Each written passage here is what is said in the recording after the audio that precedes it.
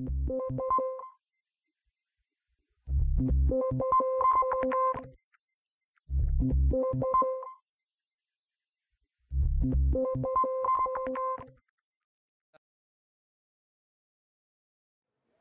right, everyone. I think all of you in the audience really badly want to make friends with our next speaker, because if you're planning on dying ever, which granted many people in this audience aren't, he's a good guy to know. He raises the dead for a living. He just told me they've successfully been able to bring people back 12 minutes after, their heart has ceased to beat and other things. That's pretty freaky stuff. He is the professor of emergency medicine and the director of resuscitation science at the University of Pennsylvania. And his last sentence on the program in his bio I needed to read because it was just so brilliant. His ongoing studies include development of novel human coolants for rapid induction of hypothermia, improving the quality of CPR, new defibrillator and cardiopulmonary bypass technologies, and epidemiology of sudden death. Please welcome Dr. Lance Becker to the stage.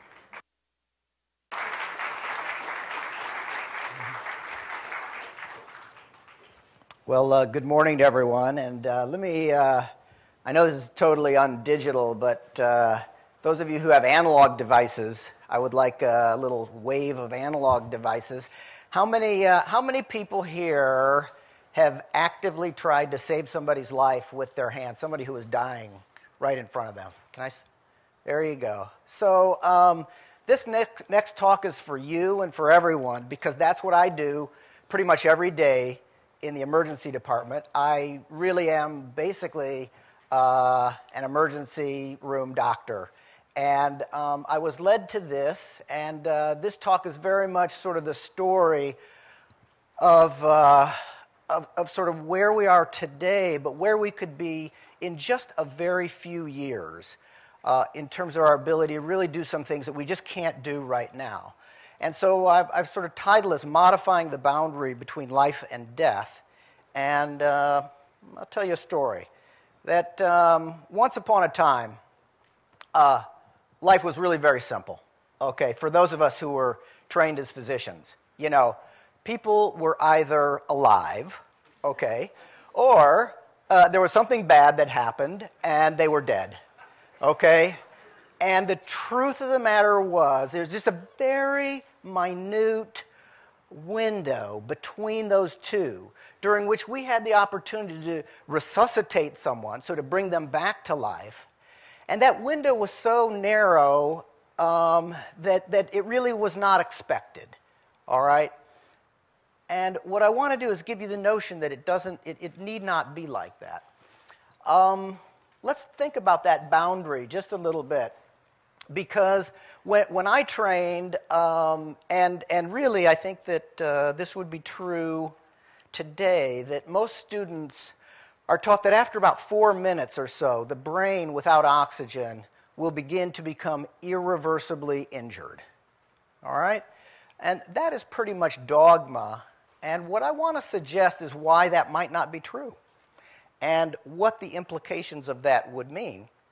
And so very much what I'll be talking about today is kind of moving that boundary, expanding that boundary zone between life and death. And it's sort of the notion of, well, how big is that boundary? How long is that boundary? How do we define what goes on within that boundary? And so that's really what I want to focus on. It's sort of like, what is going on right in here? So what I do in my research is I really examine what goes on in here and try to look deep within it to understand it. And you'll notice that it sort of got these question marks on it. And I think that where we stand today, we understand this very poorly. So what do we know about that? Well, as I mentioned, when I trained, it was 4 minutes. But the question is, well, what would the world be like if it was 10 minutes or 20 minutes or 40 minutes? As a period of time in which we had the opportunity to restore a person to full life. And that's sort of the thinking that I do on a very regular basis, and the sort of technology that I think we are very close to achieving. Now, I'm gonna try to not use a lot of heavy medical technology and words in this lecture, but I'm going to define the conditions I'm talking about. They're conditions that you all have heard about. Sort of the mother of this problem is cardiac arrest, sudden cardiac arrest. Someone who's walking around, their heart goes into a arrhythmia, they have no blood pumping to any of their organs, they collapse immediately, and for the most part, 95 to 98% of those people will not be resuscitated. But there's similar kinds of things with people who lose all their blood, someone who's shot in the heart, children who are deprived of oxygen, poisoning, the organ disasters, as I call them, like strokes and heart attacks and brain death. So what do those diseases, those conditions share that makes this sort of an area of science or an area that we're trying to develop?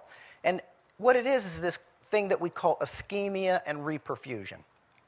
So ischemia is the loss of normal oxygen or blood flow, and reperfusion is followed by the attempt to restore that oxygen or blood flow.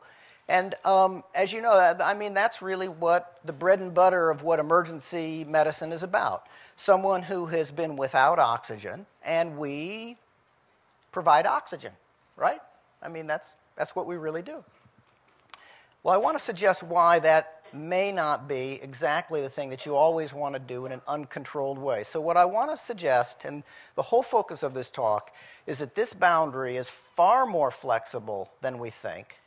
And what it raises is this really interesting question that none of the other speakers have sort of even mentioned this word thus far: death. Death. Now, we are sort of death phobic for good reason. It's probably evolutionary, I would argue. And when in some of my research, you know, the universities bring in the people who try to get you in front of a donor or something like that, and they said, Lance, could you not say the word death when you talk about what you're doing? Because it's really sort of a bummer when we're trying to, you know, raise money to talk about death. But I'm going to talk about death, and I hope that what I'll do in the next few minutes is change some of your ideas about death and sort of what we know about it. And my argument is really going to be that in order to understand and prolong life, we're going to need to better understand death. Very simple notion. So we need to talk about death. And one of the things that we could talk about is what is death. And certainly at a conference like this, I know nothing about artificial intelligence. I would barely claim to be intelligent, okay? But I know nothing about artificial intelligence. But what I can tell you is this is something that we also know very little about. Surprisingly little about what the actual processes of death really are. So when I became interested in reversing death, I thought I needed to learn about it. I knew that I couldn't define what death is, so I might be able to show you a little information on when is death. So that was a question that I thought I could answer some years ago. So I went to the laboratory and began to do what I thought would be a very simple and straightforward sort of laboratory experiment. And I'm going to take you to that laboratory experiment. And at that point, I was growing heart cells. And for those of you who haven't had the pleasure of working with heart cells, they're wonderful little guys. You can disaggregate them. They'll grow on a cover slip. And after about a day or so, they all stick down on the cover slip, and they actually begin to beat. So what's wonderful is you end up with a beating layer of cells that you can stick in the microscope and put in a hermetically sealed chamber. And so you can do anything you want to them, and it's a fabulous model to look at. And I thought I would ask a very simple question, which is, when do the cells die? Let's start there. When do cells die? And so if you can imagine, this is cell death on this axis, and here's time going along here, and I was going to do a very naughty thing to those cells, which is to expose them for 60 minutes, for 1 hour, to the lack of oxygen. And what I presumed I would see during that time is that at some point during that time, they would be quite unhealthy and they would begin to die. And then when I restored oxygen, like I do with patients all the time, that death curve would sort of level off. Death by ischemia. there were some really cool guys in London who said, no, you might find something quite different than that, Lance. You might actually find that they do quite well and that you bring back oxygen and they all die right here. Just totally wacky, if you ask me. And, of course, I did that experiment, and here's what we found. And this was what we published, which is that the cells did almost nothing, and I gave back their reperfusate that they had been so happy in 60 minutes before. And look at the effect of that. And, of course, you know, as an ER doc, I said, whoa, what am I doing to all my patients, right? Whoa, can we do something right here? So the good news, and I'm not going to go into the biochemistry of this, is that there are now a whole number of interventions that we can actually do right at this point that will alter this death curve. But that's not really the question. There was really a really good question. You know that your best questions when you're an academic are by students, you know. And I had a student who looked at this curve, you know, and he just said, why? Like, why? So let's think about that for just a moment, right? Because here's what I think I was seeing, right? How about this? Would you buy this car for $75,000? A lot of money. There's just one little quirk. You run out of gas, and then you put gas in the car, and now think about this. So here's the whole cells. We're looking under the microscope. They look happy. The oxygen, we take it, it goes away. We let these cells sit there for an hour. They're all there. They look great. We bring oxygen back, and within literally minutes, this is what you see. Well, that sort of changes your perspective just a little bit in terms of what you do if you're an emergency doctor, right? Where what you do is you immediately restore oxygen to every organ that's without oxygen. So that led me to sort of the first, if you will, very simple conclusion, which is that, and what I need to tell you, is that this phenomena doesn't just happen in heart cells. It happens in brain cells, happens in endothelial cells, happens in white cells, happens in liver cells, happens in kidney cells. It's pretty much universal. There's a few cells it doesn't happen to, and you'll get some hints on what cells those might not be. So I came to this very simplistic notion, and as did many of my colleagues, is that what we were seeing was really intentional death. Death by design. Does everyone understand? This is not cells running out of gas. It's not like a cell pooped out and it died. That's not what happens. It's a very active process. And so as we began to study this intentional death, it led us some places. And of course, that's sort of the fun of the journey. As they say, all roads lead to Rome. And all roads in intentional death lead to this little organelle called the mitochondria. Now, a few of the previous speakers talked a little bit about the mitochondria and provided a very nice little introduction to that. And I want to think about this mitochondria for just a few minutes here. So you've been introduced to the notion that we are eukaryocytic cells, and that it's very likely that a prokaryocytic cell was actually the forerunner to our mitochondria. And this is sort of the size differential. This is what bacteria would look like. And, of course, those are now felt to be the organelles, if you will, that if you will, synergized into our cells to produce our eukaryocytic complexity that we live in. And it's an event that, as far as we know in evolution, has only taken place twice on our planet. Once with the mitochondria, once with the chloroplast, and we identify that by the fact that these have their own DNA that still remains in our cells, that our mitochondria contain their own naked DNA. And what many of us now believe is that this is sort of a pretty important event, all right? A pretty important event. And part of the reason that we know it's an important event is that we suspect that this is the event that allowed us to become multicellular. Now, that's kind of an important thing. That's different than evolution, but multicellularity is, if you will, a pretty important thing for organizational putting things together. So as we think about this mitochondria that may have allowed us that, what we all learned when we studied mitochondria is that they were responsible for energy, ATP, but sort of the insight over the last 15 years or so has been that they in fact bring us this intentional death. And so now I want to suggest that in order for that to be true, there must be a switch somewhere inside this organelle that does that. And I want to take you to what we think that switch might be between energy and death. So that requires looking further inside the mitochondria to the part of the mitochondria that actually handles electrons. And that's the electron transport chain. And I show this just as a demonstration of the sort of switching mechanism that we're now trying to understand. And for those of you who use oxygen, you can, okay, this is why you use oxygen. It's to keep your mitochondria happy.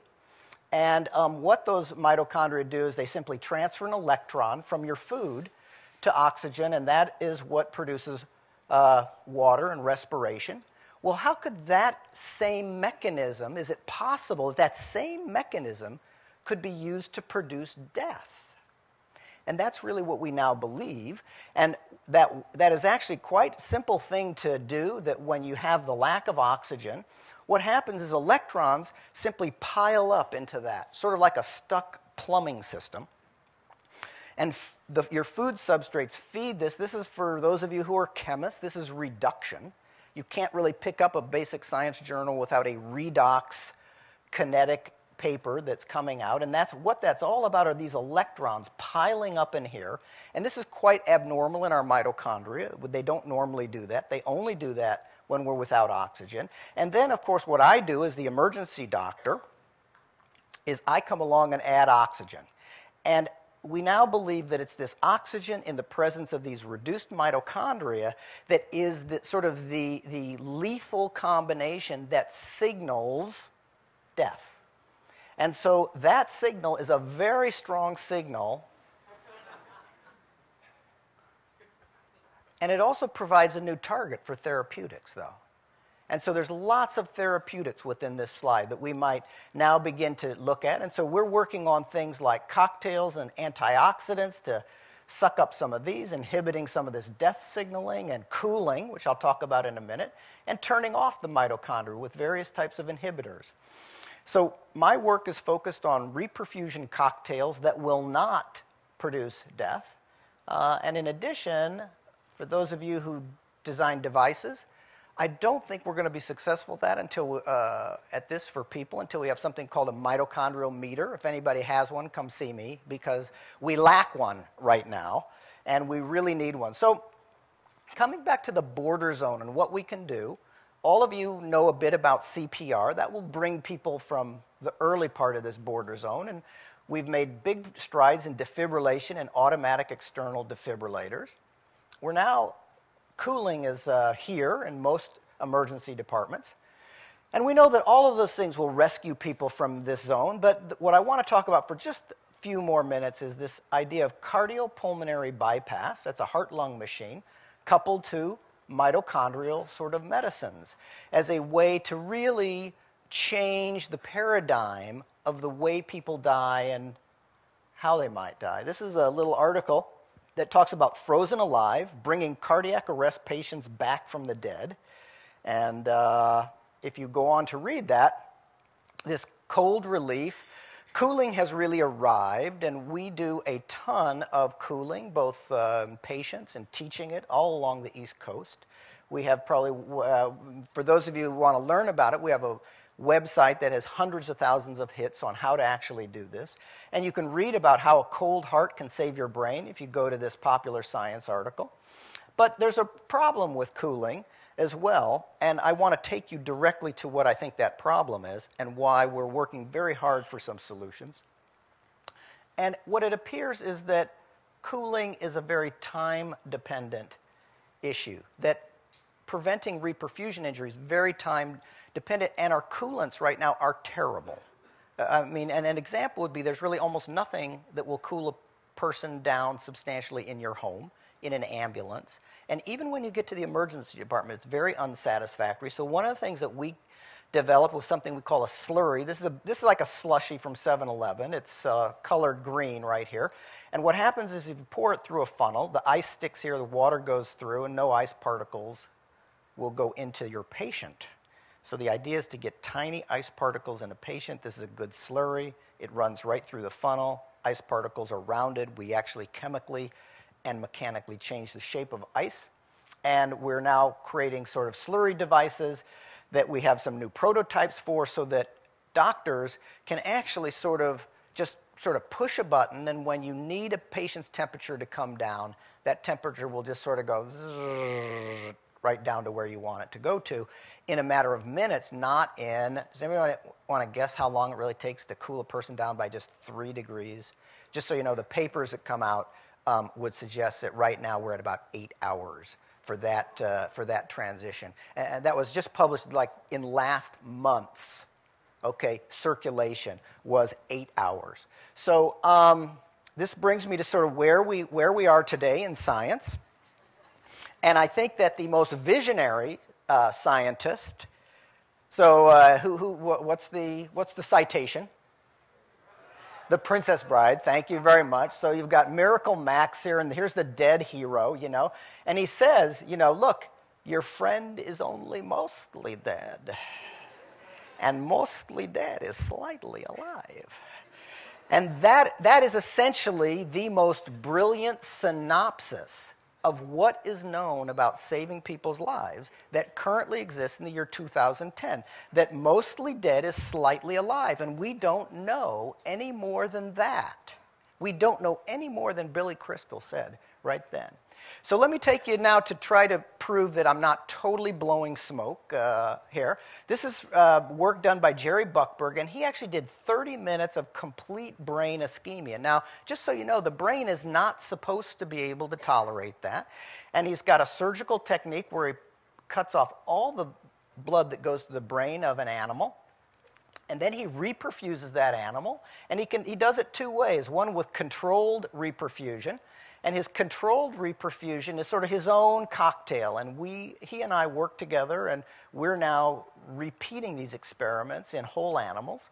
But this is what I do in the emergency room, which is uncontrolled reperfusion. Normal blood goes back in, right? That's what you get right now in every department in the world. That's what you get. And so if you do this after 30 minutes of the brain being without oxygen, in the uncontrolled reperfusion, 2 deaths by herniation. I don't know for those of you who know, what that means, the brain actively swells and essentially swells so much in the skull that it simply herniates through the skull. It actually just starts to ooze out through the holes in the skull. Immediate death, and everything is terrible in those animals. And by comparison with controlled reperfusion using a cocktail, all animals survived in this experiment, and 3 with complete neuro recovery, and 3 have mild deficits, no seizures. And this is what should be an entirely lethal event. That is something that no animal should survive, and for the most part, no humans would survive.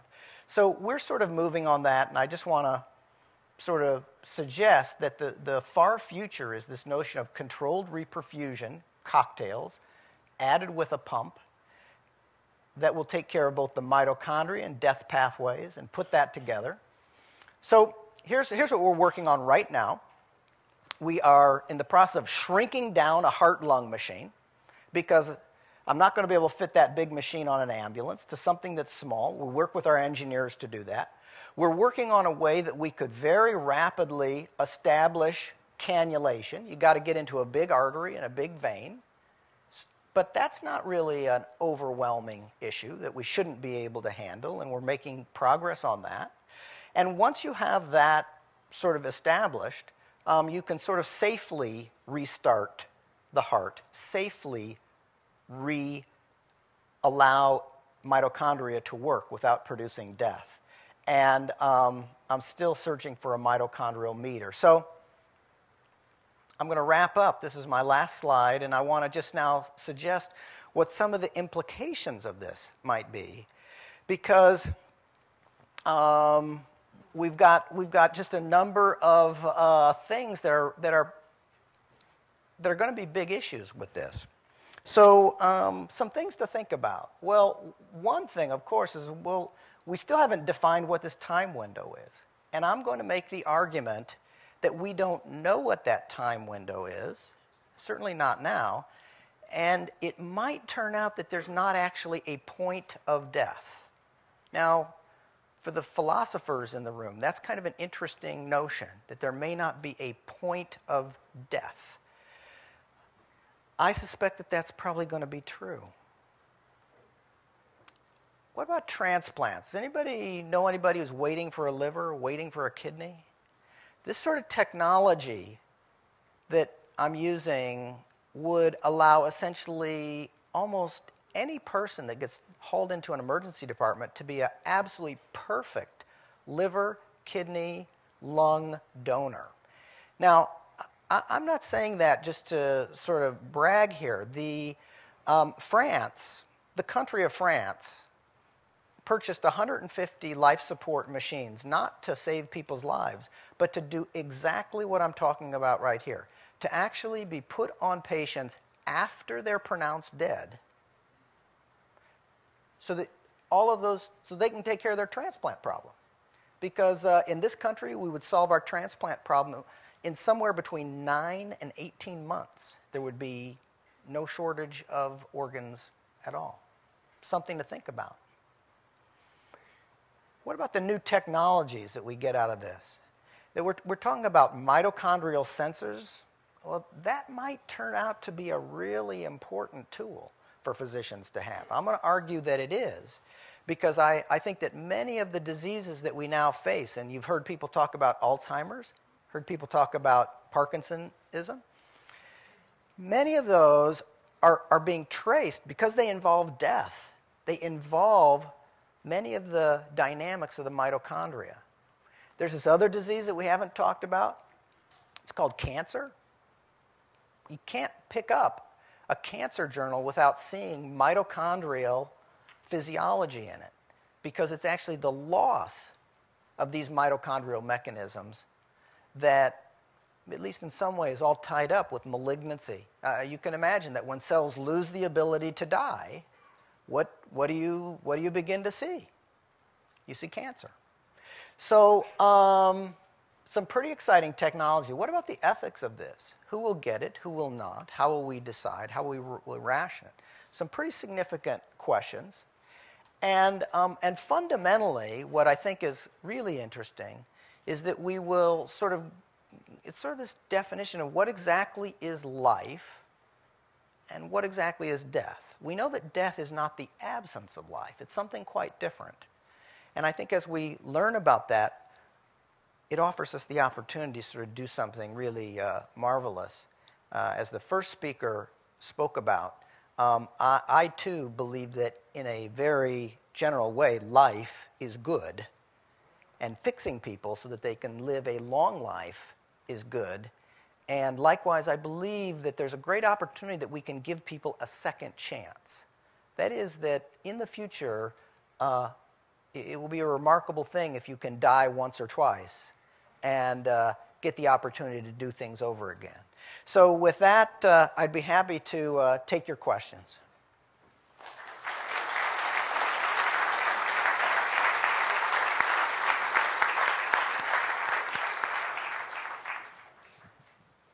Was that right?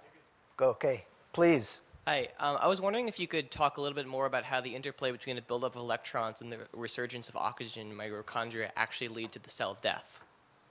So, it's pretty simple. Electrons are very promiscuous. Like, you got nothing on them, okay? They are really looking for, simply a physics sort of thing. And what we really think happens is within the mitochondria, those electrons that normally are being passed through, they actually begin to sit okay? And at that point, they simply will leak out, okay, because there's still plenty of molecular oxygen, and that produces the very first free radical called superoxide. So that's how, and I don't want to get into this biochemistry too much, is what I study a ton of, but superoxide is sort of the first free radical, and it's the first elevation in free radical genesis that begins, okay? And you can imagine that you got a lot of electrons, you got a lot of oxygen, you're going to have to deal with superoxide. Please. Hi. A fair amount of people in this room will be interested in cryonics. Yes. Have you studied either the preservation or resuscitation of, not a few minutes, but a few years? Not at all. 10 years? Not at all? So I have not, but what is really interesting about that is that there's no question that there are great possibilities for that, and that the sorts of things about death are going to determine whether that strategy will work, right? So that if you cool someone down, we know that that alone is not going to allow you to restore somebody to life. I mean, not all by itself, not yet, okay? So you're going to have another notion about it, and it's very much going to be tied up with the, if you will, the producing energy once again, right? And sort of that's exactly what this is about. So I look forward to seeing that field sort of be synergistic with some of what we're doing. Please. I was wondering if you tried this in the ER yet, and if you've noticed any increase in survival of cardiac arrest calls. So we actually are now beginning to put dead patients on cardiopulmonary bypass. Now, what I have to tell you is we're the first center in the United States to be doing it, but I have really excellent colleagues in Asia who are far, far ahead of us. You know that in the United States we have lost much of our dominance in this area. And so my good friend Ken Nagao in Tokyo has done hundreds of patients. They actually have a network throughout Japan that is working on this, and he'll be presenting some of that work in Chicago in November. And people in Taipei are working on it, people in Seoul are working on it, and there are some other scattered places around. But our initial results are very encouraging. We have taken 6 dead people, and by dead people what I mean is not only do they not have a pulse, but we had sort of done sort of what we call the advanced cardiac life support. So we had sort of gotten to the end of that where it was time to, and we've plugged those patients into cardiopulmonary bypass, and we've tried, and we have a 50% survival rate out of those 6 patients right now. So we're looking forward to doing more. We're also simulating it in the animal lab, and I guess one of the things that I want to make the point is this is not stuff that is like 10 years down the road. This is stuff that is here just right now, and so we hope that we could do some more things just in the next few months. One more question? Please. Hi, I was wondering if you could talk a bit more about your controlled reperfusion cocktail. I'd be happy to. So one of the big things is there's a big burst of free radicals that actually seems to occur within the first seconds and minutes of uncontrolled reperfusion. And what we believe is that sets off a whole series of cascades. So it's multiple pathways. So the notion that in biology, doctors are always looking for the silver bullet, the one, it's just probably not going to work because we probably have 2 or 3 death pathways that are going off at the same time. So the things that we're doing are trying to right now get on top of a whole series of those. So it involves the filtering of white cells to cut down very activated white cells that will amplify the death signaling. We control calcium. So just so you know, if I were to deplete all of your calcium in the room, all of your hearts would stop. We actually do that in these patients. All right? And the reason that we do that is because calcium is the ion that seems to drive and amplify much of this activity. And so we do that, and we only do that for a very short period of time. We also add some magnesium, we throw in a bunch of antioxidants, we do a number of things so that the tissues do not become edematous, because that gets into sort of no reperfusion, there's sort of endothelial injury that takes place. And right now what we think is that there's going to be a whole series of those things that will be important. But I want to come back to your idea of a cocktail because we've already got one cocktail that we know works, and that is cooling. All right? And cooling is not a single thing. It is a cocktail. It does multiple biochemical sorts of alterations that all turn out to, as far as we know, they're like all protective. And so our very first cocktail is already here, okay? And we use it in emergency departments already, and it will be part of what we'll be doing with this. I thank you. Thank you.